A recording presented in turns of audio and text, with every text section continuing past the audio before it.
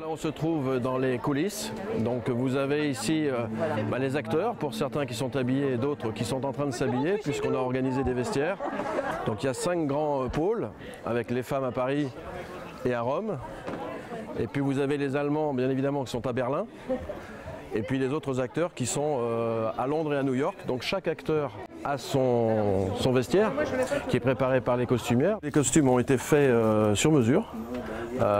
Ce sont des vrais costumes d'époque. Donc ça fait partie aussi des consignes de la mise en scène, de respecter l'époque. Donc pas de bijoux, pas de lunettes qui ne ressemblent pas à l'époque, pas de montres, pas de portable, bien évidemment. Donc on est vraiment sur des costumes d'époque. Ces charmants soldats ont leur propre arme, donc ils sont responsables aussi de leur arme, puisqu'ils leur ont demandé la carte d'identité, pour éviter que les armes disparaissent. Ils en sont responsables du début jusqu'à la fin. Voilà. Dès qu'ils touchent l'arme, ils ne la quittent plus des mains. Sinon l'armurier est fâché. Suivant. 53.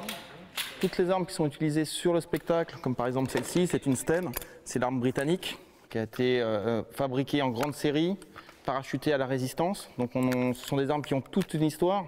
Certaines de ces armes, si on regarde les dates de fabrication, elles ont été fabriquées de 40 jusqu'à 45. Les armes sont modifiées de manière à ne pas pouvoir recevoir de munitions réelles. Donc même si une personne mal intentionnée se promène avec une munition, elle ne pourra pas du tout l'introduire dans l'arme. Parce que ces armes-là, donc je parle bien des armes qu'on utilise sur le spectacle, ont été spécialement modifiées de manière irrémédiable pour être des armes de cinéma et ne tirer que des projectiles à blanc.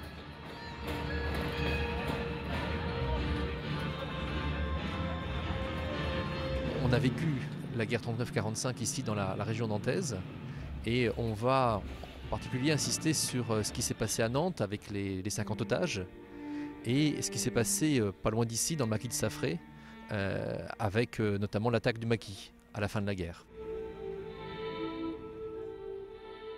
La destruction de certains de ces dépôts, la capture d'armes et de munitions.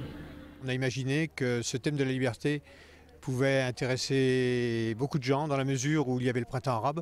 J'ai eu l'occasion d'aller en Égypte et pour moi, sur le Place Tahrir, eh bien, ça a été un peu aussi le déclic de se dire, ben voilà, il y a des pays où ils ne connaissent pas la liberté. Nous, à un certain moment, on ne l'a pas connu, donc au plus proche, c'était la résistance. Donc on est parti sur ce thème.